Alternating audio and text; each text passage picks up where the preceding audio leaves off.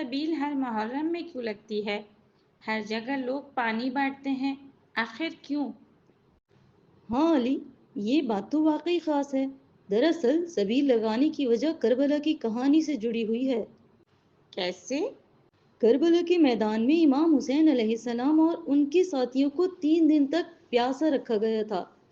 دشمن نے فرات کا پانی بند کر دیا تھا، یہاں تک کہ بچوں تک کو پانی نہیں مل سکا تھا۔ کیا بچوں کو بھی نہیں دیا؟ ہاں، یزید کے لشکر نے ظلم کیا تھا، لیکن امام نے ظلم کے آگے جھکنے سے انکار کر دیا تھا، اسی لیے انہیں اور ان کے ساتھیوں کو پیاس کی تکلیف دی گئی۔ تو ہم سبیل اس لیے لگاتے ہیں تاکہ ان کی پیاس کو یاد کریں۔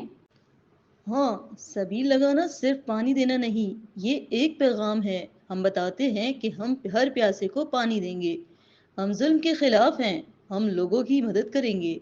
اچھا، تو یہ کربلا کی یاد بھی ہے اور نیکی کا کام بھی۔ اگر ظالموں نے پانی روکا تھا تو ہم ہر انسان کو پانی پلائیں گے، انہیں خوشی دیں گے۔